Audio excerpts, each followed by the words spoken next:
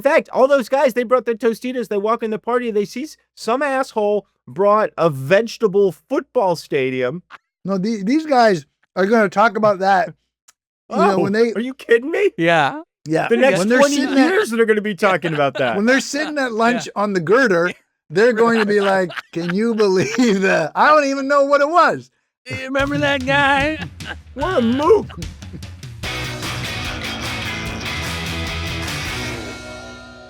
Michael, I'm going to need you to try to just tone down the enthusiasm a little bit. Okay, I'll try. Good luck with that. Good luck with that. I couldn't be more excited. I can see. Listen to me. I've spent the last week on basically a party junket. I was in Las Vegas for days. Then I came to San Francisco for days to do all kinds of fun stuff. And my eyes are puffy. It's early where I'm recording. Where are you? I'm in San Francisco. Oh, yes, I know it. Yeah. So City it's by not the a lack bay. of enthusiasm. City by the bay, right, Michael? I understand. I don't know if there's a bay here or not. I have no idea. Well, where are they putting you up? This place. Doesn't matter. It's really nice. Thanks. Get outside. What you'll see is there's a lot of rolling hills. Mostly what I've noticed when I walk outside is attics. That's where they're putting you up. Well, we couldn't get Four Seasons. Doesn't matter. Right. There's lots of things. So you're maybe down there by the docks. I don't know. Dan, do you want to talk on your own show or no? What do you mean? Well, I just mean like Tom and I have just been talking and I feel like we're monopolizing. I don't want to monopolize is what I'm saying. You're doing great. I'm enjoying the conversation. No, I want to tell you guys that I'm very excited to be chatting with you because your original version of your podcast started around the same time that the Sporkful started. Oh, really? Back in the Stone Ages of podcasting. Yeah. Yes. And many people would email me and they would say, these hilarious guys are doing this thing where they analyze snacks and you also like to analyze foods. You should have them on. You should be on each other's shows. And I just assumed like these guys are a big deal. They're not going to want to come on my little podcast. And now here we are. And it's been 16 years in the making. So I'm super excited. What's happened in the meantime is when we started, our careers were here and your career was here. So why would we go on your show? But then over the years, your career has gone like this and our careers have gone like that. So now we're like, hey, could we be on Sporkful? I don't know about that, but we're closer in that feels accurate to me. Stature. So I'm just excited. It's an exciting moment for me that we all get to chat. On the way down, we hope to hit a myriad of podcasts. Like while they'll still take us. We think that as before we pull the chute, we're gonna be like, hey, hi. So this will be fun. No, we're all riding the same roller coaster. But yeah, so anyway, super excited and super excited to talk about chips. Are you guys big Super Bowl watchers, partiers? Like, what's your game plan? I want to, before you get into that, because you just said a magic word. You said chips. And I was having a think about the word chips and the way the Brits call chips crisps and fries chips. And here's the conclusion I came to. Crisps is a much better name than chips, but fries is a much better name for fries than chips. So I feel like we're 1-to-1 on that. So Michael, just to clarify, you're in favor of abolishing the word chips in both cases. I think so. I think we could get rid of chips, replace it with crisp. I think crisp is a better word for what these things are. But not when it comes to poker. All crisps are in is going to get you outed right away as the sucker. You don't want that. But I will say, when I heard crisps, I was a young lad. I was in England. I was like, it's funny that you bring it up, Magic, because I was like, oh, yeah, that's right, crisps. And then you wanted to pretend that you were, as a 6-year-old, wanted to pretend that I know what's up and was terrified to request crisps because I didn't have the accent. May I have a bag of crisps? And they didn't give it there you go. I was like, oh, big moment. That's because when you were a child, you didn't grow up in Dickensian times. In Dickensian times, if you had asked for it without the proper accent, you'd be in a debtor's prison toot sweet, brother. You'd be in a debtor's prison if you made it to the debtor's prison. Like, Oh, yeah, there's a good chance you weren't even going to make it. no, the mud They lorry might ride. have just stuck you up a chimney with a broom and said, "Get to work, kid." That's right. Right, clean this I clean this chimney and we'll give you a bag of I crisps. like that. There was a story this week where they're like, the guys are like, we don't do that anymore with the young kid stuff. They're talking about the technology for like as chimney sweeps make the resurgence, and they give a nod to Dick Van Dyke, but they're also like, we don't do that anymore. We don't put the kids up the chimney anymore. Like, okay, good. That's Right, good. right, I'm glad right. that's cleared up. And if we do, we give him a mask. We give him a mask. We're not savages. I think you make a good point, Michael. I think, right, like crisp it's like a nice onomatopoeia type of like word to define what we would call a chip. But I feel like chip is a better word for French fry than it is for tortilla chip. It makes really no sense to me as a word for a potato chip or a tortilla chip.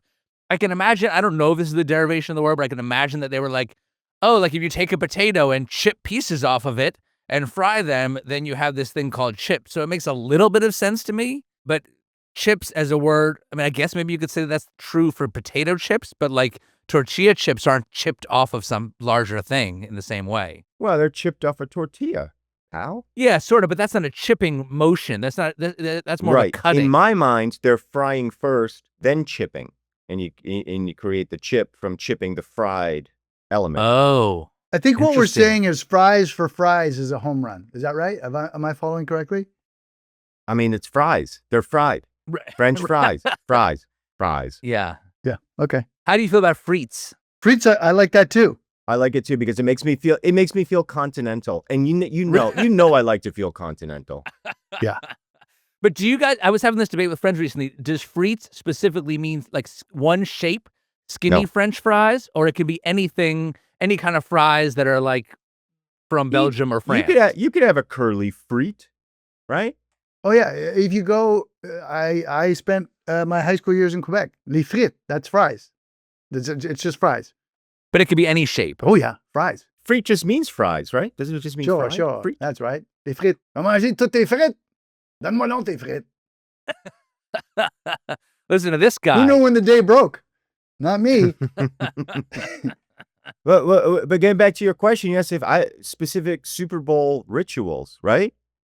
Yeah. Watching wise, party wise, whatever. I don't. It's not the biggest holiday in my house, I'll be honest. What's the biggest holiday in your house? This will be good. This is like a low-hanging I'm going fruit. to give if I you ever an saw I'm it. going to give you a sincere answer because we're on Sporkful. Thanksgiving. Thanksgiving's the biggest holiday in my house because it's the best holiday. You know, because we're on our career are going down like this. We were on Judge John Hodgman a few weeks ago, and Hodgman said he hated Thanksgiving. What does that say about Hodgman? Nothing good. Nothing good. No. He's like, hold up. What's your? I don't know. What's your favorite holiday? I mean, I do love Thanksgiving for all of the sort of warm and fuzzy reasons, you know, how food centric it is, how universal it is that anybody can celebrate it. I love that different, you know, Americans of different backgrounds kind of like adapt the holiday to their own cuisine in ways that I think are really interesting. But I do also love the Super Bowl. I mean, as a big football fan, it's like the one day a year where like, you know, the whole, not the whole country, but as much as possible comes together to watch this sporting event.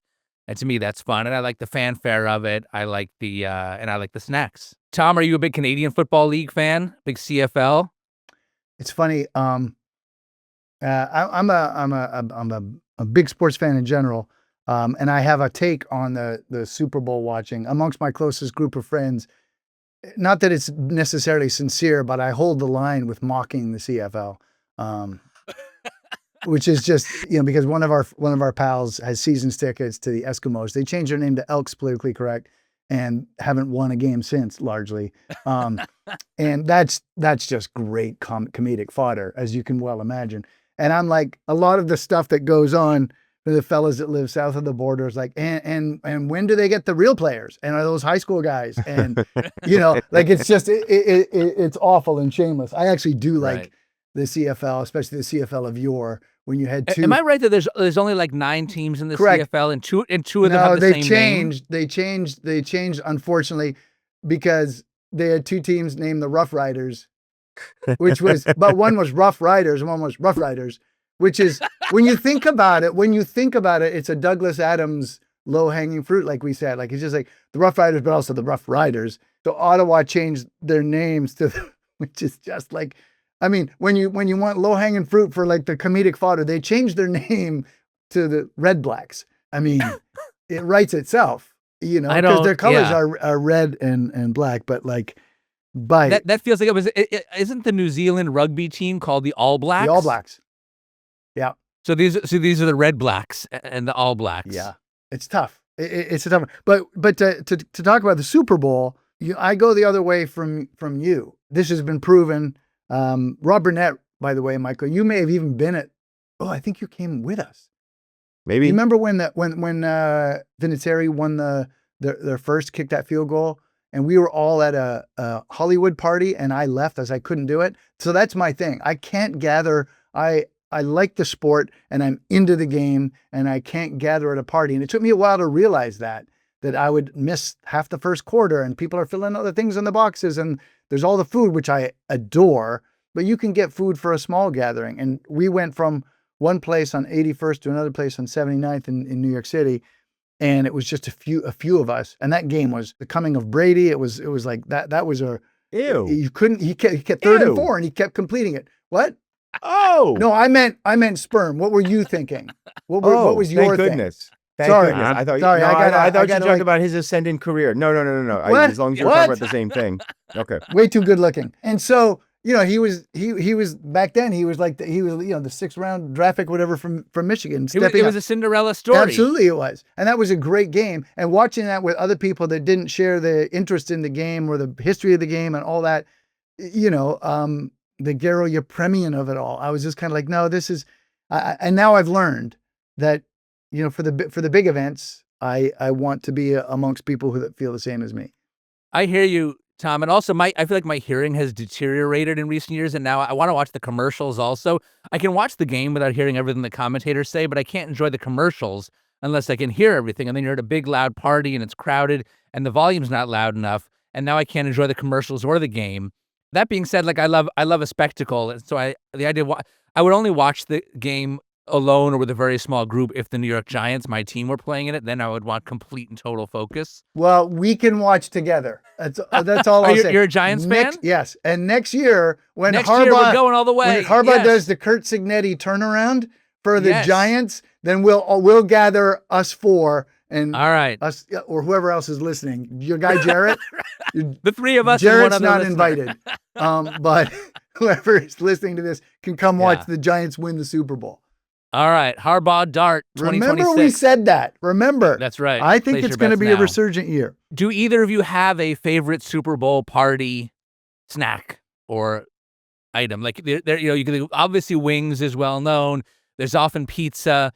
You can imagine like a giant sub, but there's all other kinds of dips and dipping apparati. In this way, I'll relate Super Bowl to Thanksgiving. When I go to Thanksgiving, I want turkey, I want mashed potatoes, I want sweet potatoes, I want stuffing, I want the traditional stuff. Same at a Super Bowl party. Don't hit me with your brie and pear spread. Don't give me some sort of radicchio salad. Chips, wings, pizza, anything greasy, anything that comes individually wrapped, anything like that. Great. But don't let's not put any foofery on it. You want low end. Is that what you're saying? You want low end? Whatever I eat you have to be able to find it at a 7-Eleven. That's what I'm saying. Okay.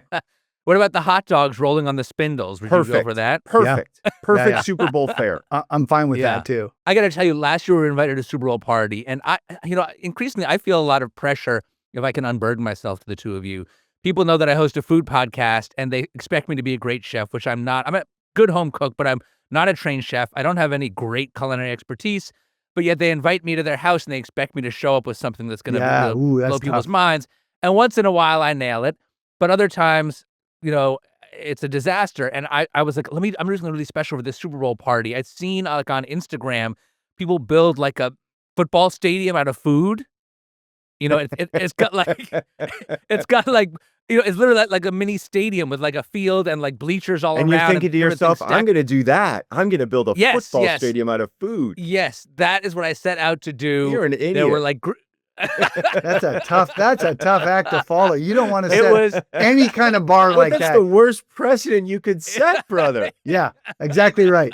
That's Next the worst year, they're going to be precedent. like, where's your full-scale replica of the solar system made out of food?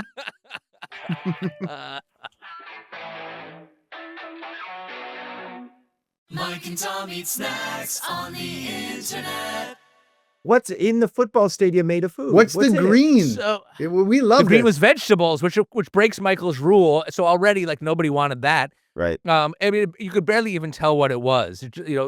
But there were green vegetables, and I might have tried to. And then I think I tried to use pretzels around the outside and like cut up pita, and maybe there was also some other vegetables to give it color. And then there was like a dip in the center, so like right on the 50-yard line was some sort of large dip vessel. Maybe there were 3 different dips you could choose from, 2 of which weren't very good, and that was in the center.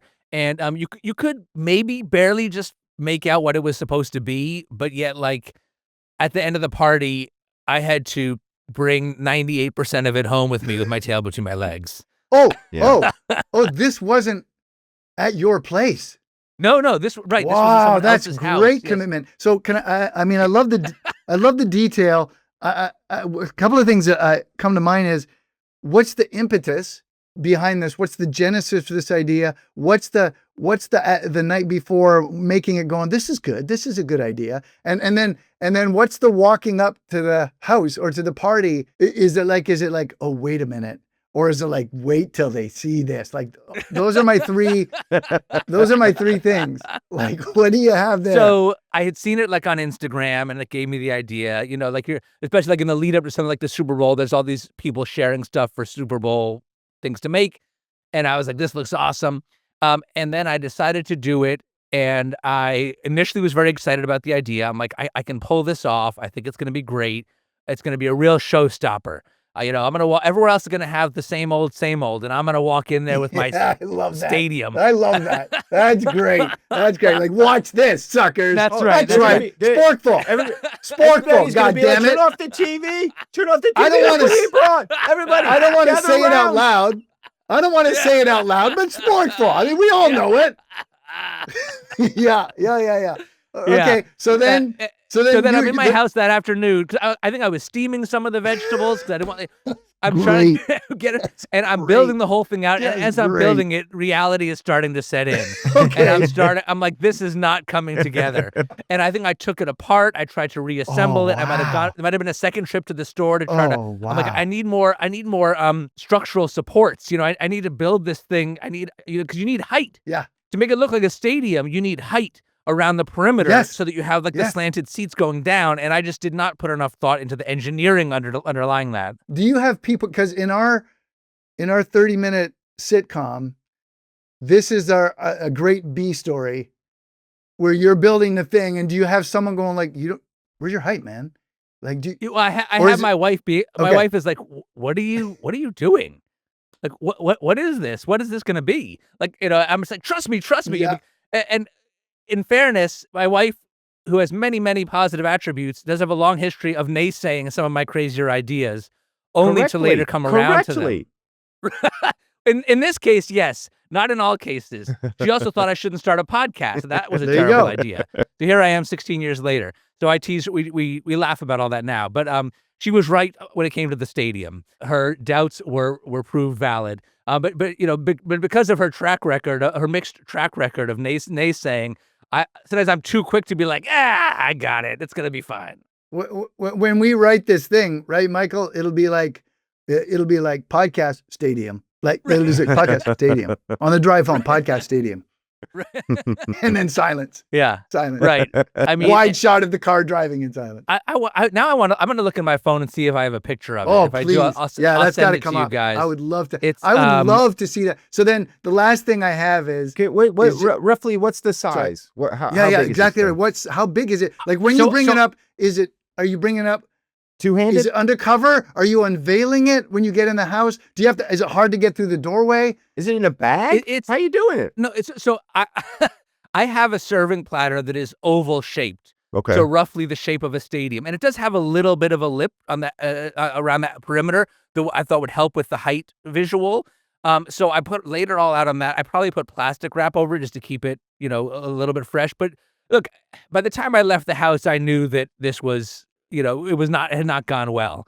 I was hoping like maybe the dips will be really good to people. Maybe that's what they'll like, And so not only was I pretty sure when I walked in the door that this was a pretty big disaster, but also like then you get there and like there's 50 people at this party and everybody has brought something. So there is just food everywhere. So are you like, and where can I put the stadium? It would be great if it was in like a central spot.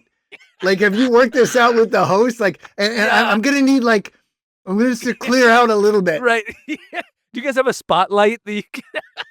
If you could just keep it clear around the stadium because it's a parking lot. Because it's a parking Yeah, lot. that's it. Exactly right. You need some other things around the stadium. And then I mean, the other question yeah. I have, we're peppering you. I apologize, but it's such That's cool. it's such a good scene.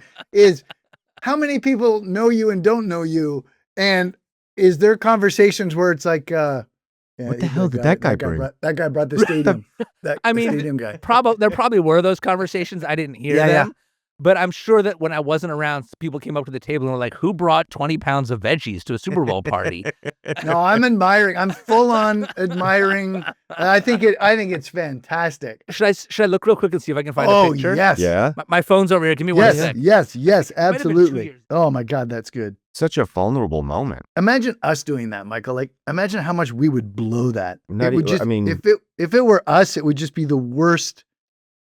The We'd have worst great possible intentions. rendition of We'd that. bring Yeah. that thing in. We would trip. Tripping would be a nice touch. Actually, it probably would have been better off. I just think you were so vulnerable in that moment, and I want to thank you. Yeah.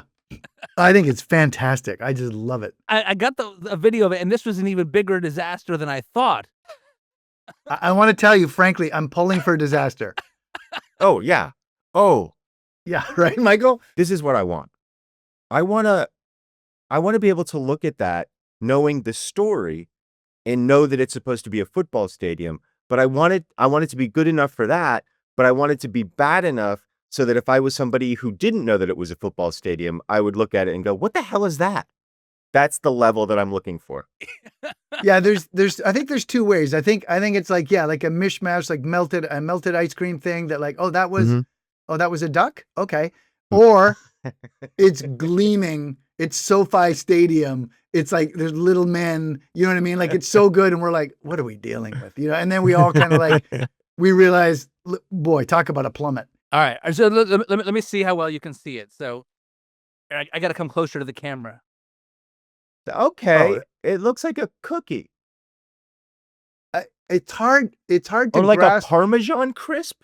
Is that sushi on the end zone? What the hell is that? The thing around the outside, and this is where it was even worse than I Looks remember. like macaroni. The thing around the outside. Is it an Eggo? When I look at that, I feel like I realize you need lines. Yeah. You need lines, and I don't know. Maybe I missed it. As a piece of sort of impressionistic art, I think it's lovely. The thing around so I have this pasta shape that I invented a couple years back, and a lot of people in my town know me for that. And so when I get invited to someone's house, especially, they're like, "Is he bringing? Are you gonna bring the pasta?" But I'm like, I bring it a lot, and I feel it kind of feels like tiresome to me. And also like, does anyone really want that still? But this woman named Elise Whitney, a friend of mine, she wrote a cookbook of all dips. The whole book is just dips. Oh, wow. And she included my pasta shape, a fried version. She fried the pasta to make it crispy and then dipped it into things. And I was like, that's genius. I'm going to do that.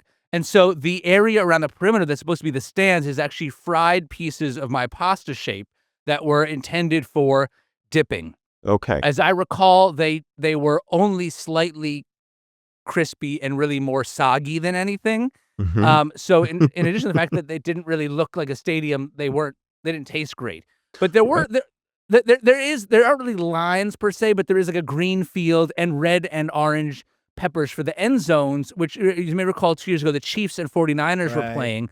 So these are the Chiefs colors, which I think that's a nice touch, Tom. Yep. No, you're right. I watched that Chief 49ers in a small dive in Australia at like 11 in the morning, surrounded by people who didn't know American football, That was a great game when the Chiefs won. taking a shot. Yeah, the Chiefs won.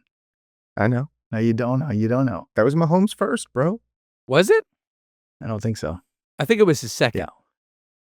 What did I just say? I said second. And so this is big. We're looking at something that's about 4 feet or something, 3 feet, 2 feet, a foot. Yeah, that's the other thing. On the phone, it's hard to tell what the scale is. You invented that. Oh, pasta. I That's see great. now. Yeah. I see. Yeah. Oh, so Yeah. it's basically This is great. just a veggie platter on top of pasta. It's a stadium. That's fantastic. The other thing is, you get 4 or 5 people coming in there and like sampling. Stadium's Yeah. done. Like the wrecking But- crew got in there. Are you ever looking at that and thinking, oh, it's a stadium? I'm not. Well, maybe like benefit of the doubt, stuff got leaked. So, You know what I mean? So stuff got leaked. People are like, "Oh, stadium." oh, right. People, Or maybe people the were- missus. Maybe the missus is like, "Just say it's a It's a stadium. stadium. Just say it's a stadium. Just Tell, say stadium. tell him what Nice a good job stadium." he did on the stadium. Yes. Yeah. Could you do that? Could you do me a solid? Just say he worked really hard on it. Just tell him it's a Yeah. good stadium. That's not really her style. She'd probably be more like, yeah, I don't know what he did. I don't know what that is. Just go eat some wings. So it's just it's veggies. Podcast stadium. It's veggies on top of pasta. Basically, is what you made. I don't know if there were so it's there's like a center rectangle. Nothing's on that's top of the green- that's- pasta. Right, the pasta's only around the perimeter. There's in the center. There's a green rectangle of like string beans and broccoli. So it's green like a field, like a football field. And then at the ends of the rectangle, there's red and yellow peppers that represent the end zones. Yeah, you did great. And then around the perimeter is these fried pasta bits, pieces of fried pasta, and then on the side there's these 3 dips. The field isn't terrible, other than No. the fact that it's made out of veggies and nobody wants that at the Super Bowl. But there's no height on it. Like there's no Right. I've Well, completely it's lost the view. the stadium It's effect. the view from the Goodyear blimp. So Yeah, it it's the kind of Goodyear flattens blimp. everything out. Right, that's true. All right, we'll go with that. Yeah. We'll go. At the end of the game, you said, so it's not like people have partaken like crazy. Stadium's amazing. And like it's unrecognizable. Like the wrecking crew didn't come in and demolish the stadium, basically. Not at all. Okay. Not But at I all. think I think in what fact- they in say fact, is, you know what? It was such a good stadium. We didn't want to destroy. it. Yeah, that's good. I It was don't so- remember anyone saying that. I do have a vague memory of having to pack all those steamed veggies into Tupperware containers at the end of the night back in my house. That's great. So it That wasn't is even just great. crudité where there's a satisfying crunch. You had steamed it, so it's just vegetable mush. Well, I will take issue with some of your terminology there, Michael, as we transition back into a conversation on Super Bowl snacks in general. I don't think that broccoli should ever be served raw. Raw broccoli on a crudité platter is gross. It's super dry. It Doesn't have much flavor. It's too I mean, I love crunch, but it's like it's not a satisfying crunch. It's like a dry, crumbly crunch. I think that if you're gonna put broccoli on any kind of vegetable platter for a dip, you should always steam it at least for like 2 minutes, just to like it makes it more bright green. It looks prettier. It softens it a little bit. It brings out flavor. I love broccoli, but I don't like broccoli raw. I hadn't ever thought of that, and I commend you. Like that's, I agree. Like I like you really like broccoli, and you're right. It crumbles, it drops, and I hadn't even thought like, well, in my world, I was just like, well, that's how it is. But the idea that like somebody's going to take some time to steam it up to and get blanch. Somebody's going to blanch that that's just- broccoli. I think that's man. cool. I think Yeah, that's it great. I is think it's great. thoughtful, and I wonder if I encountered that. I would like to think that it would have an effect on me, and I'd like to shake the hand of the person who made this. You would listen. I went. So, Sporkful managing producer Emma Morgenstern had us over to her apartment a little while back for a little group gathering, and she put out some veggies and dip, and she had steamed the broccoli, and I was like, "She's good." That's excellent. You know, we gotta Because you promote made this her? woman. No, Or because she knew that it was something that you She- considered? she might have heard. I don't Uh-huh. remember. She might have heard me say in the past that I had this opinion. Oh, she heard But it. everyone who works in the Sporkful cares about food, so I'm not positive how she came to it. But I was like, "This is impressive." So I agree. I would be impressed by anyone who put forth that extra effort, and that's why I did it. Yeah, that's great. I think it's great. Segueing to the topic of tortilla chips, because I do think we should cover that a little bit, like because I love dips in general. That's the one thing you can tell from my football stadium disaster. I was trying to take the event of dips to another level.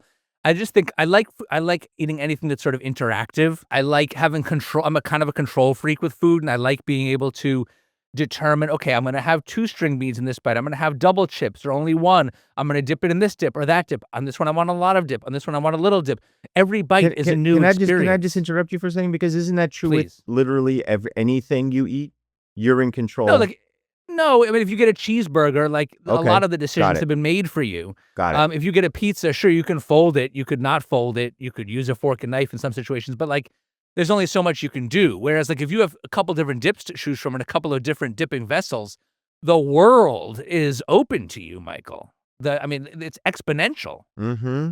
Mm-hmm. So I do think dips are special in that way. Dips are fun. There's no getting around it. Dips are fun. It's fun to dip. Do you have favorite chip and dip combos? Yeah. To me, the king of dips is always going to be the sour cream and onion made with Lipton dried onion soup mix. That and sour cream. That is the king of dips and will always be the king of dips. I hate doubling down on that, but it's a familial thing for me. That's one of the things that my brother famously didn't make things, and then his life plan sort of altered, and now he builds his house out of wood. He knocks down walls with sledgehammers, and he makes all these different foods. And his sour cream and onion dip, and he's big into sports, and so like that is like, here's an event. Like James is going into the kitchen and he's going to make that thing. And so that's the first thing I think of. If he comes to visit you, he's got it in the backpack and he's going to like go to the kitchen. You're saying specifically sour cream and onion dip? Mm-hmm. Made the same way with sour cream and the Lipton mix? Mm-hmm. He does some other things where I have to ask. I mean, that's not quite as impressive as building a house, though. Tom. No, it's not. He built his house out of dip. Yeah, and he took it to a party. Right, it's insulated with. But Lipton no, soup. I guess what I'm saying is like, like that's a softball for the question of what's your favorite dip. And what do you like to dip into that? Well, what would be your ideal? It's funny. He's got all kinds of different. There's different things. There's the pita bread, and but what it comes down to often is just the simple salt Lay's chip. Like it's like, well, you kind of can't beat that. The funny thing is about like, and because we're chip connoisseurs, like the Lay's chip is extra salty. Sometimes it feels like they're not even graded on the even. Like there's some certain batches that are like there's even more salt in this one, and the sour cream and onions is a spectacular counter. Brother, you're singing to the choir here.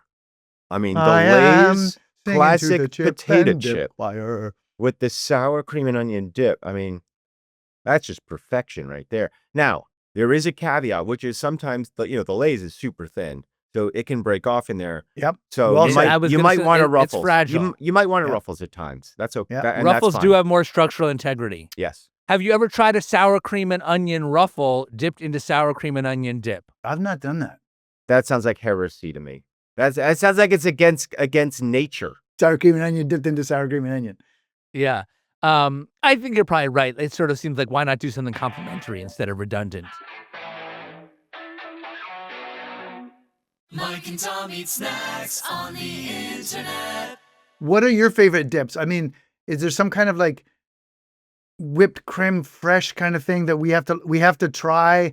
Like I'm always on the lookout for like ameliorating my palate. of all the kinds of chips that you could dip, my favorite is tortilla chips. Mm-hmm.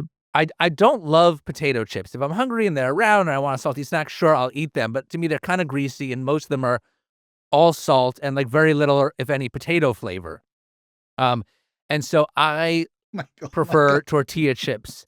Pretzels kind of bland. Potato chips, don't love for the reasons I said. I love tortilla chips. For dips, and we can talk more about tortilla chips in a minute, but like, I enjoy a good salsa, although I feel like there's always salsa. I like a good guac, but I feel like there's always guac. There's a dip that my mom makes. She does it more with veggies, but I think it's good with anything. She's made it forever, and now I've sort of stolen it from her.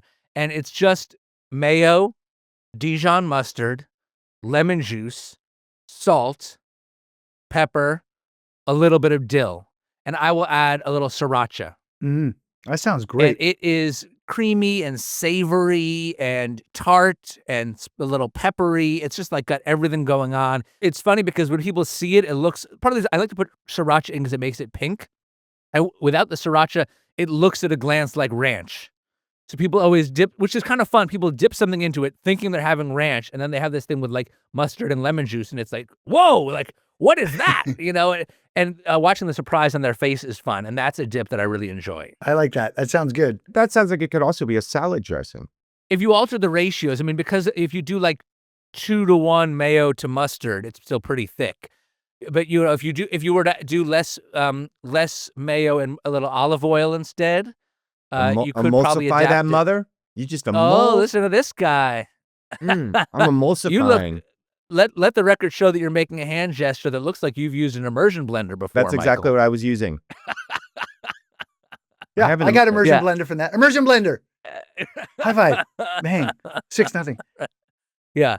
So I have these 3 metrics that I've come up with. I want to hear your guys' thoughts on this. Well, first of all, like, where are the two of you with tortilla chips? Love Are a you a tortilla fan? chip. Do you have favorites? Love a tortilla chip, and I love different flavors of tortilla chips. Love different brands of tortilla chips. I recently made my own fried tortilla and chip, and You did? and I love a salsa. You did homemade tortilla chips? Well, I was frying tortillas and then, made some chips from it and, salted and whatever. I wasn't specifically making chip, but I liked the idea that once I had fried the tortilla to make some chips from it. Terrific. Interesting. I've honestly never made tortilla chips from scratch, but I would have imagined that because I know they sort of come from the idea of like you have leftover corn tortillas. They're not so fresh anymore, so you fry them up as a way to make good use of them and make them delicious again. I would think if I was going to do that, I would cut up the corn tortilla first and then fry the pieces, not fry it whole and then cut it. Did you have any splintering or shattering when you cut up the tortilla? No, because once it's fried, you can just kind of poke it and it'll chip apart. But you got like sort of shards and different, like, did you get some small bits? Sure, but look, this is the danger with tortilla chips. I've said it. I've warned people for years. I've said, look, anytime you get a tortilla chip, you're going to get edges. There could be shards. Proceed with caution. And I have been lobbying Congress. You do say that a lot. To have to put it on put it on the bags. That's all. Put it Just on the give bag. people Yeah. fair warning. Could be shards. Could Right. be shards. That's all. Right. And nobody wants to do that. He's got no traction It's the third rail of politics. Yeah. to put there's no traction whatsoever. I'm going to say read tortilla chips. Unlike you, I like to have these contrasts, obviously, but I prefer a potato chip to a tortilla chip.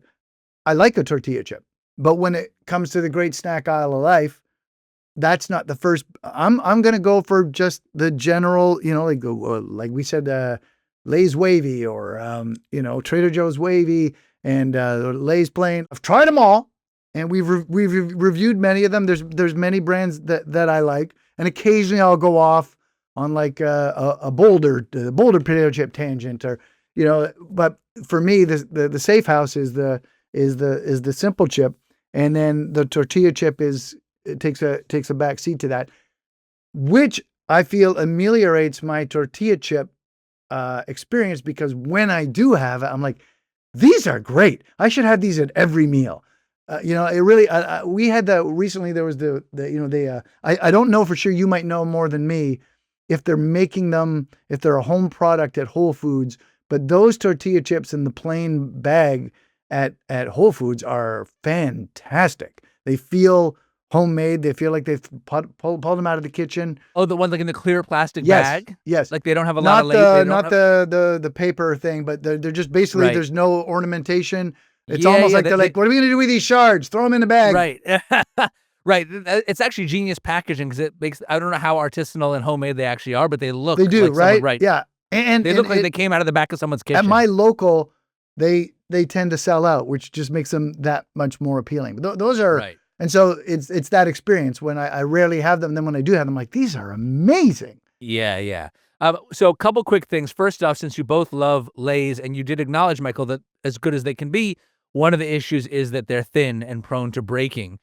I would suggest if you're going to do Lay's in something thick like a sour cream and onion dip, that you don't hold the chip, you don't sweep across with the chip in an open-faced position. You instead hold the chip vertically, like narrow, and go through. It will still pick up enough dip, but you won't be putting nearly as much strain on the chip. And it will be more You're likely saying to hold vertically together. and plunge, or as opposed to slide? Yeah, he's saying a chip plunge Well, you could try plunge or dragging across the top. or drag. I actually, I have interviewed both a structural engineer and a rocket scientist on the subject of chip dipping. This is great. Mhm. And one of the things that the rocket scientist told me, she was talking about drag and how when you design a rocket, one of the big things you're worried about is drag, making sure that there's not too much resistance on the rocket as it tries to get into orbit. And she said one of the big mistakes she thinks people make when they dip potato chips, tortilla chips, whatever it may be, is that they plunge straight down and then they do this kind of forklift move where they're kind of turning the chip up, and that is putting the absolute most possible strain on the chip. Instead, she recommended a snowplow maneuver where you're sweeping across the top, which can allow you to collect a lot of dip while putting much less strain on the chip. Right. I like that. Right. And also, like, Great your finger advice. placement plays a big part into it too. If you're just holding right by the edges, you don't Yeah, have. here's what I'm. you don't have Here's the my leverage you concern need. now. Is you're talking about the snowplow maneuver with the potato chip. To me, if I'm going to snowplow, I'm going to grab the perimeter, right, and I'm going to kind of slide across. But then I feel like my hand has a danger of getting into the dip. Now I don't mind because I'm going to do this. You don't mind. Yeah. That's good. I don't mind. Yeah. But I'm just worried that other people are going to be like, Black, what are you doing, kid? I'm worried. Look at that dolt. See the stadium? Behind the stadium. Look at that guy. He's a walking Seinfeld comedy episode. Yeah. I mean, I would probably still stick with a traditional chip hold, which would be like thumb on top, but you need to get that finger underneath to provide additional support, and then just try to do your best to not let that finger touch the dip. But if it does, it will be hidden by the chip and nobody will be any worse for the Good. It's experience. masked. It's masked. Yeah. Yeah. Right. And then, you just lick your knuckle off discreetly. Yeah. I'm a champion knuckle licker. But the nice thing about the tortilla chip and the salsa is your ratios are inverse because the tortilla chip has a lot more structural integrity, and the salsa typically is thinner than a sour cream and onion dip. And plus, they got the scoops. Yeah, they got the scoops now too. And so that's something we should talk about. What are your guys' takes on the scoop? I got to be honest, I don't love it. I don't love a scoop. I feel like something with the scoop gets the proportions wrong. Once you put the scoop in, you either have too much, either the chip is too thick or there's too much salsa. It's hard to get it right. Whereas I feel like in the traditional manner, it just adheres perfectly and you end up with just the right ratios. You're exactly right. My experience with the scoop is, this is good. Now it can really scoop. But then the stuff gets into the center. And so there's the ratio is centric and heavy. And when I bite the edges, which is the first thing you bite, you're not getting the dip the way you want it. It's super convenient, but I find the regular way you can just it's almost like autopilot versus like I'm driving this thing when you're with the regular tortilla chips, and you can you get your level the way you want your level, and off you go. I generally agree with both of you. I mean, the only way to get the chip and the dip all together is to eat the thing in one bite, which you can, I mean, it'll fit in your mouth probably, but the issue with that is that then the walls of the scoop are vertical, and they're going to jam into the roof of your mouth and cut the roof of your mouth. Yeah. Which Scoops is are a recipe for shards. Yeah. They just are. I believe though. Am I right? Do you guys have some scoops? Should we? Yeah. Should we Yeah. take those for a test drive? We have. I mean, we got both, which is great, right, Magic? I got both. I got traditional and I got scoops. But I just want to point out, I don't know that these bags, these party-sized bags of Tostitos, they got some real heft to them. This is no joke. Like, Yeah. this is a big bag of Tostitos. And when I picked it up, I thought, you know what? They could go bigger. I'd be fine if they went bigger. I mean, this bag says party almost as much as a stadium made out of veggies. And I have the Tostitos chunky salsa medium. I got chunky That's what I salsa have. medium. Chunky salsa medium. Chunky. I will say one of the nice things about the scoops is that there's a lot of variety in the different. In reality, only maybe half of the chips in the bag are the full-fledged scoop shape. And I feel like over time they flattened out a little bit. The vertical walls are not so vertical. They're more at a 45-degree angle. And so if you fish through the bag a bit, you can find like half pieces or slightly flatter pieces that still have some of the scoop properties, but are not as perilous for the roof of your mouth. Well, I got to start with. I mean, do you guys have the regular original? Oh, you want to start with regular I feel like we original? have to start with the regular and then go to the later invention. Okay, I'm cool with that. But before we start that, can I let's cover one more topic before we do a taste test. Please. I have 3 metrics that I use to judge all tortilla chips. One is flavor, which can be flavorings like the lime flavored, or it just means like, does it taste like corn? Or is it just salty? The other is crunch factor. I think you want some good crunch, but you don't want it to be so crunchy that your like jaw gets sore from eating a few. Mhm. But then the final thing is shape. Mhm. I'm going to go ahead and say, I mean, I understand why traditionally tortilla chips are triangular because they started with a round corn tortilla and it's left over, and so you cut it like a mini pizza, you cut it into wedges. So I understand that that's the traditional shape. But nowadays, very few mass-produced tortilla chips are made that way. Most of them are just they're only ever a triangle. And strips also are somewhat traditional, but the truth is like we can make them any shape we want now. And I think that the triangle is not the best. I mean, it's if you hold 1 point and dip 2 points, you have a lot of surface for dip, but then you're holding a very thin end, so there's very likely to have breakage. If you hold 2 points and dip 1 point, there's not that much space for dip. And then on top of that, if it's too big, it's hard to fit the whole thing in your mouth. The points, as you so eloquently said, Michael, can be very perilous. And so I just think that maybe we can do better than a triangle. What do you guys think? I think you bring up some good points, and more than that, some important points, because with the triangle, you're right. With the traditional triangle, you do run into some dipping problems. It's not well suited for dipping. A strip would be better. The shards, the points, all excellent points. The fact that we can even have this conversation about tortilla shapes and the technology that we have just makes me grateful to be alive in the time, human history, that I'm alive. Because this is the first time in human history we could say that, where we said we have the technology to make tortilla chips any shape we want. So I thank you for bringing it up. And I if nothing else today, I'm going to leave with a lot of gratitude. That's going to be a And wait great. till AI gets on this. That's going to be a great first for you. Yeah. Tom, thoughts on triangular tortilla chips? Yeah, I think that,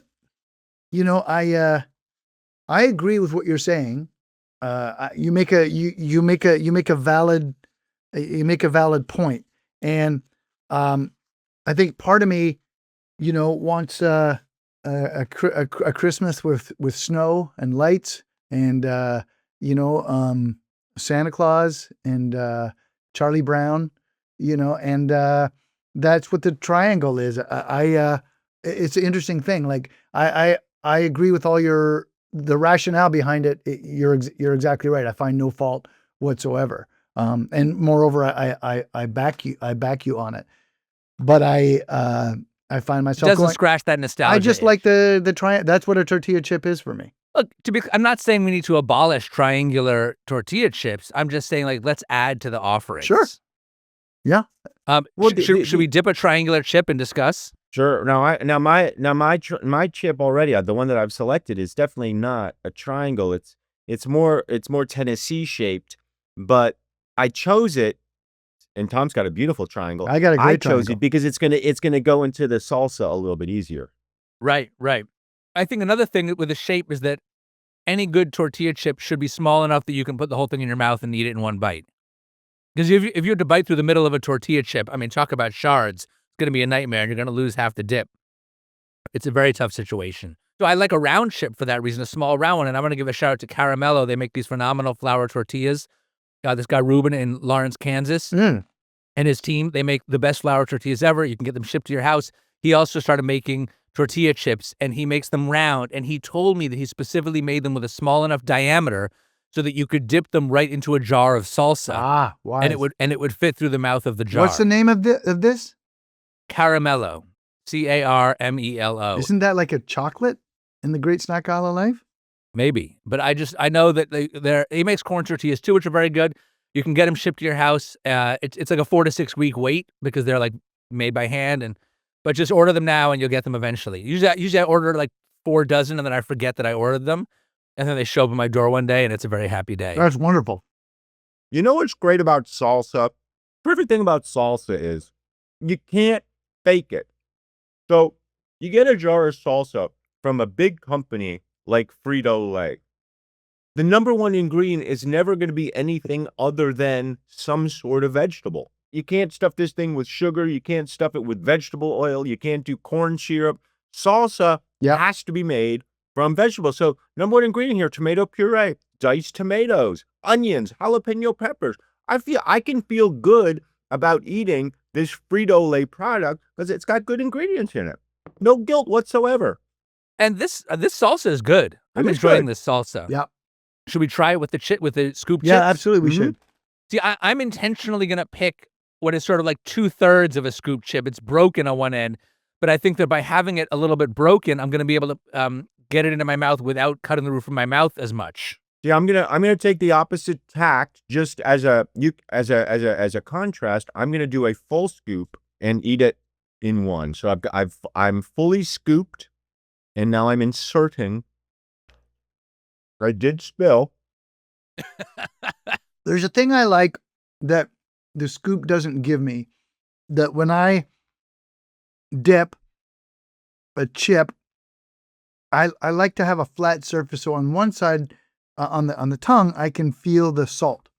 The scoop, I can't get around it enough to get that same sensation I get when I dip the original flat guy. That just Well, also, sits it's right gonna- where I want it. Right, and it alters your ratio because the scoop is so good at holding dip that you end up with a lot more dip in the bite than you would get with a Exactly flat right. chip. So that kind of, you're gonna get, you got to be, if you're using scoop chips, you got to be here for the dip. That's why you're doing it. I have to be man enough here. Well, why start? But okay. I have to be man enough here to admit when I was wrong. And I feel like for me, I was wrong. I'm enjoying Okay. this scoop a lot. You like the scoop? I'm enjoying the amount of salsa I'm getting on here, and I think it's because when I use the flat jobber and I put it in the chunky medium salsa, I'm not getting any spice. When I use the scoop, because I'm getting more salsa, I'm getting more of the jalapeno and the spice, and I'm enjoying a little bit of kick. And the salsa ratio, even though it's more than I'm used to, I'm enjoying it. I think because I like the salsa so much. Terrific. It's so juicy when you get all that salsa in it. I like What's it. great about one of these podcasts is a couple things. One is we get to eat food, but I have these two products right in front of me. You instantly know where you stand if you have doubt. Like Magic admits it. He was wrong, which is great. It happens consistently. And I've got these two bags, and I am, now that I've opened them both and tried them both, I am consistently reaching for the original. I'm not at all interested in the scoop anymore. It just sort of tells you where you stand, which is a great way to do it. And I urge the viewers, I don't even know if they're viewers at home, to do the same test. What is your ideal crunch factor on a tortilla chip? Like, I think Tostitos are on the lighter side. or as someone in the world of food once taught me, that they say that it's friable. It's got a lot of air in it. Do you like this level of crunch? Would you like it crunchier? Is there such thing as too much crunch in a tortilla chip? I personally don't want it crunchier. What's interesting is I think that, for example, we use the whole food tortilla chips as an example. That's a thicker, crunchier chip, and it works for me on a standalone basis. What they've, and obviously they've ran through the test. This is a nice level of all things for me if I'm going to be sharing the dip and the tortilla chip. Yeah, look, Tostitos is in every man's tortilla chip. Okay? This is for your everyman out there. Your Joe lunch pail guy. He goes out, he comes home, he just wants some tortilla chips. You know? Right. Maybe he wants them with dip. Maybe he doesn't want them with dip. And the Tostito can do it all. So he's not thinking. He's got the lunch pail, but he's not thinking, is what you're saying. I'm going in here. I'm just like, yeah, ring me up. Like that, right? Mhm. Ring me up. Exactly right. Okay, Ring me gotcha. up. Mm. Yeah. He's And he knows there's no it's air. He's not unreliable. airing. No. Mm. It's like his Ford pickup. Every time he puts that key in the ignition, it's gonna turn over. That's how he is with Tostitos. He doesn't want to have to write an essay about his tortilla chip. He just wants to sit down, turn on the hockey game, eat some Tostitos, have a bud, go to bed. When he goes to the party, he's not bringing a stadium, and more than likely he goes down to the party down to the Bud's house, and he's bringing the Tostito chips, and there's like 16 bags of Tostito chips.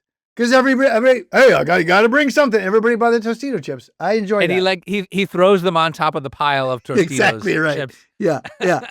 That's it. But nobody at that party is thinking there's too many Tostitos. No, gosh, no. Right. Nobody's thinking that. So There's a lot of.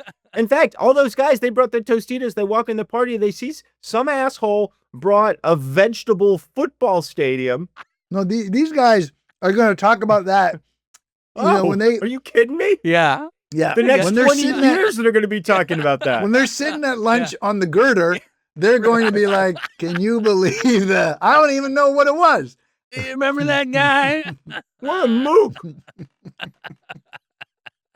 Oh yeah. But there'd be one person who brought like Tostitos hint of lime, and that's fine. Right. That is fine. That's Joe. Variation. He's artsy like that. He's artsy. They're not judging. Right. I like the hint of lime. I love a hint of lime. I'm a fan of the that's them, right? That's Tostitos? Oh, that's Tostitos. Yeah. They call it hint of lime, but a lot of other chips have a lime flavor. I like the Tostitos hint of lime. That's if dip is not handy, that's a solid go-to. I like it. I don't love the sort of in any of the varieties the hint of lime. I don't love the lime flavor like as a powder. Like I'd rather just like squeeze extra lime into the salsa or into the guac to get the lime flavor. Sure, but you're speaking from a very privileged position.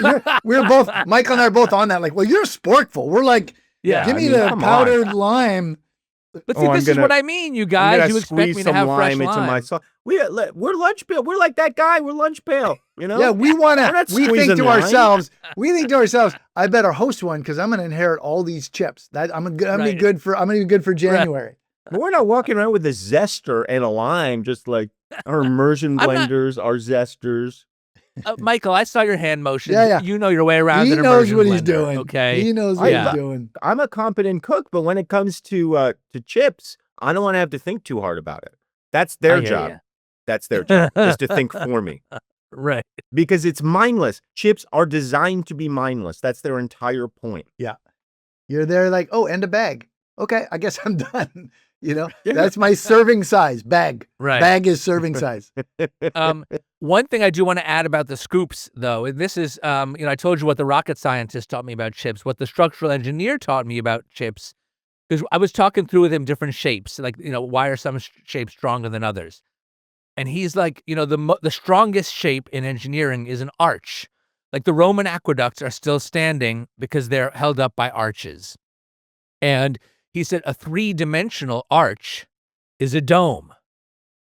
And I was like, what?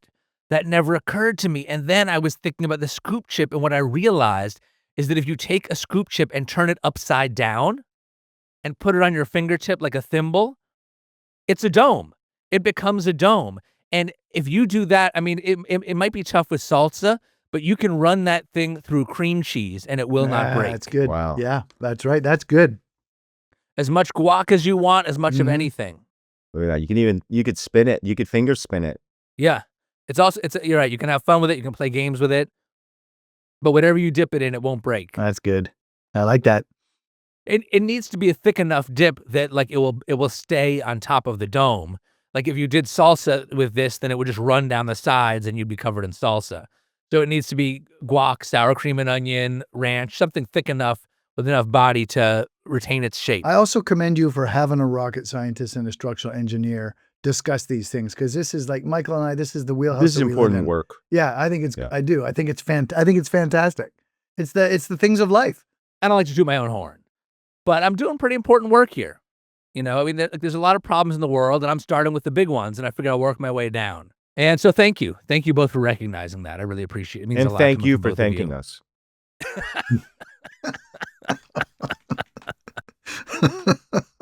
If you could, let's just spitball here a little bit. Like, if you could come up with a tortilla chip shape that would be new and different and would solve some of the problems we've discussed, just throw, no bad ideas. What's coming into your mind? Animal shapes. Animal animal shapes. shapes. I was Okay. I like Panda animal. bear. I like animal shapes. I was gonna say hockey stick, just for that alone. To be able to hold it and You're getting into the like, hey, Brad, you're getting into that. And what? to be Oh, able I to see. flick I see. salsa As at a other goof? people. Yeah. You're saying as a goof, you could do a slap shot. When Salsa we slap we shot to yeah Brad, we said right to Brad's what eye.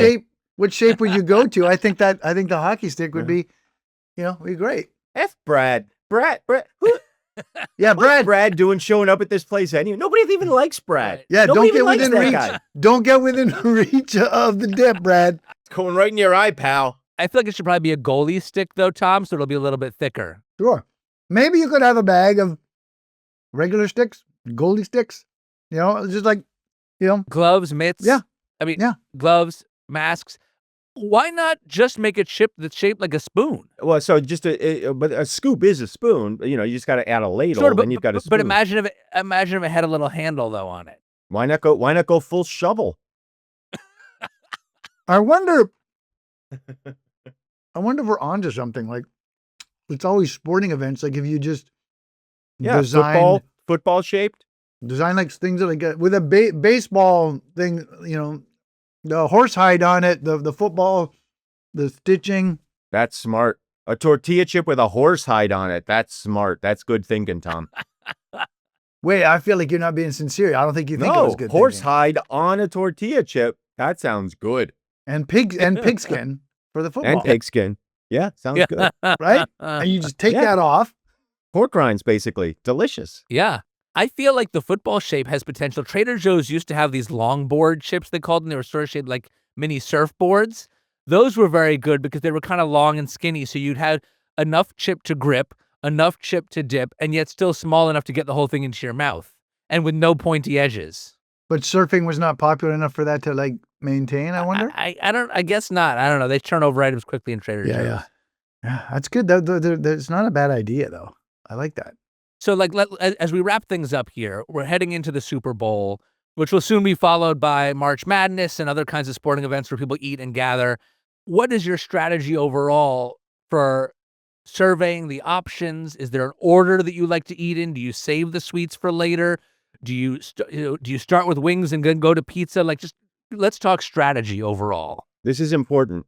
Yeah, this is really important, and it's a great question. Because we all do, because food podcasts, and Michael and I do snack podcasts. Like, Michael will do it. I will do it. If we've got like a 1 p.m. tip, I'll try not to eat, especially if I know the snack is something that I really enjoy. And on game day, it's a lot of that. I don't want to have had a roast beef sandwich at 2, and then the tip is at 5 or 4 or something, and I'm just like, I want to have chips because I know are not healthy, but I want to have them because I'm just starving. So I got to have something. Right. And the way I do it is I like to have the crudité or the steamed broccoli and all that. I like to have that on the table early and the chips and dip on the table early. And then after no, I'm not sated, you have to control it. Then around halftime, for example, because I like to watch the game, that's where it's like, do we have some pizza? Do we have some wings? Do we have so a lot of it is the discipline to maintain your hunger level and to not go nuts when somebody puts out a bunch of, Doritos. You're definitely going traditional sort of appetizer, entree, dessert as you work through the game. Yeah, I don't even do, for a sporting event, dessert is not a big thing, maybe after, but I'm watching in. I like to I like to munch. Your team wins. You're telling me you're going to turn down a Chipwich? Come on. No, I'm never going to turn down it. What are you on crack? All right. I'm never going to No, turn down I'm just a saying. chip. If I'm sitting there and I got the chips and the dip and the crudité and the whole thing, and it's like, all right, now here we are, Final Four. It's like, it's the Saturday. We're starting the 2:00 game, and you go Chipwich. I'm like, all right, and I'm mad at you a little bit, Right. because you kind of wrecked the whole flow. But I will never. All right, Never I'm just would I checking. ever. Just And checking. you'd be like, second Chipwich? I'd be like, damn it. All right. You know what I Now, mean? Tom, I have to ask you, because you're talking a lot about the importance of moderation, which I think is important a lot of the time. All things in moderation, including moderation. Is Super Bowl Sunday really the time for moderation? I mean, I know you spent some of your time in Canada, so maybe this is an American skewed question to celebrate excess. Can But, I answer on your behalf, Tom? Because Yes, Michael, you're please chime in. misunderstanding what Tom's saying. Tom is Okay, not okay. saying indulge in moderation. What he's saying is you want to maintain the appetite so that you can eat as much as humanly possible Yes. during the game. Yes. It's not about I moderation. It's the understand. opposite. It's about it's the maintaining opposite. gluttony. It's about discipline, because you want to eat throughout, and you don't want to go nuts and knock yourself out so that the glucose levels go crazy, and you're just like, I'm not enjoying the game, right? You just, it's a tightrope. It's not for everybody. And as Michael knows, I consume a lot, and so that's, you have to get to the point where you know yourself and you know your body, and you have to make that effort. And you just can't. I had a fella that used to come over, and I would whip up pasta sauce, homemade pasta sauce and stuff.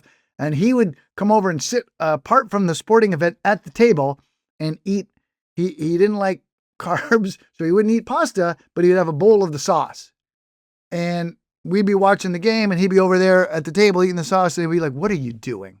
What are you doing?" Right. Exceptions make the rule. Yeah. But a great game is when the game is exciting and you're into it, and you don't even notice that you're nonstop, shoveling food into your mouth, and you're not sated, right? That seems like a relatively simple task, and it really, really isn't. Right. I think to sum up what I hear you saying, Tom, and I really like this as a life mantra. Even gluttony requires discipline. Yes. Oh yeah, absolutely. Because if you're eating too much and too many bad things, the risk you take is you're going to knock yourself out and need a nap. Right. And the other risk, if you're just eating mindlessly, then stomach space is a precious resource. Every day has a finite number of bites. And so if you use up a lot of bites and a lot of stomach space on something at the beginning, that may be good, but it's who knows what else the evening has in store. If you've used up a lot of that stomach space resource on chips and dip, and then suddenly someone rolls out a chicken parm sub, you're going to be upset with yourself. That was a right. A big mistake you made. Yeah. Right. So I like that. Michael, what's your strategy? Well, Kavanaugh, he's one of the all-time greats. He's going to show up at a party. He's going to work his way through the spread throughout the game. This is, his stats are going to be consistent year after year after year, and you got to applaud him for that. Yeah, My and also strategy's a little bit one different. thing to toot my own horn, because that's one thing we do. We love to toot our own horns. Is Michael knows this, because we were at a spread at the U.S. Open. Remember this, Michael? And they took us to a fancy area with the spread, and I want to eat all that food, but I'm also able to go to the lady who's in charge of us. How's your summer going? And Michael was like, that would never occur to me. And I was like, look, I'm gonna engage. So I'm at the host of the Super Bowl party, and I'm like, you guys prep for the weather? I hear it's coming in, but I'm like, it's really just like, you see what I'm doing? I'm eating, and it looks But like are you able to It's a focus on and misdirect. enjoy the food, Tom, while having conversation? 100%. I don't even really think about Because too much. he's not listening to the conversation. No, The conversation. I'm not listening to what I'm saying. I'm like, this pepper and this pepper dip is like, this is this is fantastic. And all I need to do to be able to keep gluttoning is maintain conversation with this host. She doesn't seem to care about the fact that I would have no interest in what we're talking about. Why would I have any interest in that? Like, I And don't how her care summer's who going? you You don't farm give a your shit. lawn work. I don't Yep. care who you farm your lawn work. I would never care. I don't care what company, which one was good, which one is bad, but we're eating. Right. See, this is it's Small funny, price to pay. I'll go to a party, a Super Bowl party, some other party with my wife, and we'll come home and she'll be like, "Man, I'm still hungry. I didn't eat that much." And I'm like, "You didn't eat that much? Like that was What were all you I was doing?" doing." Right. Right. What were you doing? She's like, "I was talking to people." I was like, Why? "Talking to people? Right. Yeah. That you How do talk come to home from a them. party still hungry?" You talk to them so that you can eat. You know, like that's my understanding. It's just like, this guy's here by the food. This guy's here by the food that I want. So I'm like, how are you doing today? Right. You know? But you want to ask questions that require long answers, so the other person is talking for an extended period while you keep eating. Would you have fired McDermott? There we go. That's 5 minutes. He's going to go on his thing and I'm going to eat. Yeah. Right. Right. Oh yeah, for sure. My strategy is somewhat different because I'm going to go in with a game plan. I'm going to run some reconnaissance on what I know about the people who are hosting. I want to know what they're going to be serving, blah, blah, blah. I want to know kind of what's going to be there by the time I get there. So I'm going to have a game plan. However, battle plan rarely survives first contact with the enemy. So when I show up there, Is that Sun Tzu? yeah, I don't know. I may have some idea about what I'm going to do, but if the wings look particularly good, I'm going for the wings because the wings are a limited resource. I know that other people, it's not like other people are going to be thinking about my game plan. They're not going to be thinking, oh, we better not have the wings now because Black wanted to do that in the second quarter. No, if the wings look good, the wings look saucy, I'm going for the wings. You know what I mean? Right. So you have a game plan, but you're prepared to call an audible. I have to be able to improv, you know? I have to be able to. Recently, I was at a party where this happened. I had a game plan, and then they brought out pigs and blankets, and I was like, all right, Come on. Yeah, All right. I mean the game plan goes out the Oh window. yeah, at because that it's, time. it's a small platter with the ketchup and the mustard and the stuff in the middle, and it's like, And you know those are going to go. they're going to go fast, and they're hot now. So it's like, doesn't Right. matter what And we were when doing. you're getting ready for that party, you're not thinking, I bet they're gonna have pigs in the blanket. I'm gonna go for those first. That pigs in blanket are always gonna be a happy surprise. Nobody's Absolutely. ever planning. I didn't know that for the was pigs in the happening. blanket. You Then don't it know. did happen, and then there was a garrulous fella who was there, and I was like, your kid has a lacrosse scholarship. Bang, How'd he get that? bang. I have five or six to his one. And pigs and blankets in particular, like wings are still good when they're room temp, but Yeah. pigs and blankets are there's a shelf life there. There's a half life you got to be conscious of. Absolutely right. Right. So Michael, your strategy is really more like a buffet style strategy, which is survey all the options before you start taking. I don't see how you can do it any other way. I may have some ideas. I may be thinking to myself, I bet they're gonna have some great pizza there. I show up there, the pizza might be there, but like you said, but maybe there's chicken parm that I hadn't counted on, and I haven't had chicken parm in 6 months. I'm going for the chicken parm. You know, I'm jazz, baby. You know what I mean? I'm jazz. But you are jazz. Well, what about you? Like, so when you went to the Super Bowl party with the stadium, were you like, I'm going to eat most of this, or were you like, all right, so this is for others? Like, what's your strategy? I mean, I already walked into the party knowing that my stadium was not great. And then I had the same experience that probably every single other person had there, which is you walk in and there's pizza and there's wings and there's a hero and there's all other kinds there's garlic knots and there's every other thing that people have brought nuts. for all I hadn't over. counted on the garlic knots at all. Garlic nuts. I gotta go. Garlic I'm nuts going to the knocked- garlic knots. That knocked us both back a step. We're like, I'm going right there. Oh, Man. garlic nuts. Oh, Man. boy. So as soon as I see all that, my stadium looks even less appetizing than it did before in comparison to this, this land of plenty. Yeah. And so I didn't eat my own vegetables either. You know, I took it all home and I probably, stir fried it the next day. Yeah. But yeah, I mean, I try I think both of you have good strategies. I try my best my strategy is, takes from both of yours in theory. But when I walk in hungry, and also the last couple parties I've been at, like all the food was out at the beginning. So the host just put everything out. So it's not like I'm not saving myself for what might come later. So I know what's there, but it's still very hard for me to go slow. And I feel like it's a day for excess, and so be it. I was at a basketball party, a thing for a basketball. People were watching basketball. It was only about like 12 people, but the host had ordered sushi, which I was really not expecting. And then you know how it is. There's like you have the sushi that you like, and a lot of people like that sushi, like sushi nigiri, for example. That's gonna go quickly, and you're sort of like you're kind of hovering. Everyone's watching you with how much can you take, and like.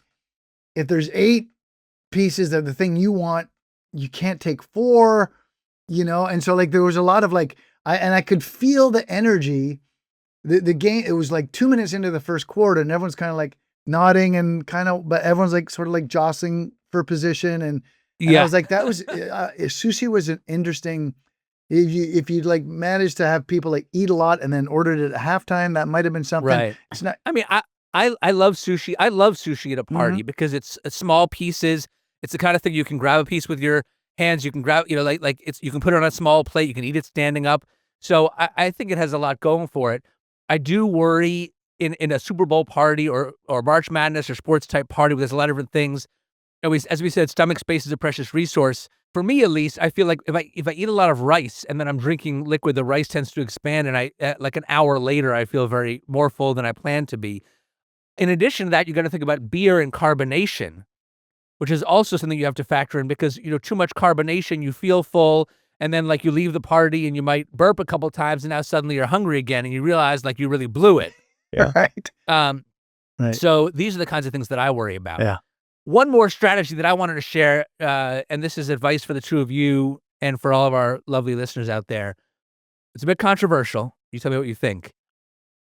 I believe that whether you're making your own wings or buying wings from a place, the wings should be always done with the sauce on the side. The wings should not be sauced at the time of making. And I'll tell you why. A couple reasons. Number one, wings are crispy. You cover them in sauce, and especially if they're going to sit for a little while, they're going to lose all their crisp. Number two, at a big party, different people want different levels of spice. Some people want barbecue. Some people want teriyaki. Some people want honey mustard. It's impossible to predict how many of each type of flavor your guests, the people they're going to want. So if you just cook all the wings and have all the sauces on the side, then you can maintain crisp and you can allow people to choose their dip on a per person basis. And that way you never have to worry about having too many hot or too many mild or too many honey mustard. Does this apply to rub? No, I would put the rub on because that really has to cook in, and that doesn't get in the way of crisp. But I'm talking about like buffalo sauce being the most classic, Yep. A mild, medium, or hot or whatever. And then nowadays at wing places, oftentimes they'll have 10 or 20 different sauces to choose from. That's interesting. Go ahead, Michael. I have a few thoughts about this. Most of them are going to be critical of you. Wings. That's going to ameliorate one the of podcast those- numbers. That's great. Wings is one He of those courts foods- controversy. Well, because you shouldn't be making wings at home. You just shouldn't. Unless you have a fry basket, you should not be making wings at home. There's certain foods, pizza, generally speaking, just go to a pizzeria. It's going to be better. Just time out. What? The average human you're talking, or are you talking about the Sporkful guy? Because if I'm talking going about to the average human. okay, I'm talking about the average I human. generally because I want to go to the also Sporkful guy's house, and I Why- made these why? wings. Why? To eat my veggie stadium? No, you've made the wings. Like I expect well, that. I expect that you set a higher bar, and that's why I was asking Michael to be specific. Who is he talking to? To be clear, like I've made wings once or twice. You can do it at home and they can come out well. There's some like baking soda or baking powder to make them crispy. But that being said, to be clear, I'm talking about also when you order wings from a restaurant for a party. Yeah. All right. I will order them sauce on the side, no sauce, and maybe I will throw them into the oven to heat them up and re-crisp them right before serving. But all the sauces are on the side, even when I'm getting the wings from a place. I hate this. Because I take wings seriously, and I don't like that you're so cavalier with these different sauces. Maybe somebody likes a mustard, maybe somebody likes a teriyaki. No. If you're eating wings, there's only one sauce.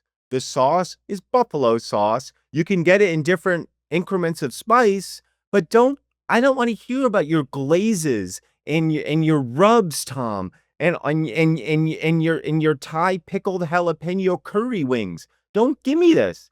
If I have a wing, it's going to be a buffalo wing. And I'm sorry, I can't abide. So no, the wings come with sauce. You can also get sauce on the side if you want extra sauce, but they're going to be presented as they're made in sauce. I love it. I love it when you're like, I'm going to go out with my Mach 2 with my hair on fire. I love being wrong.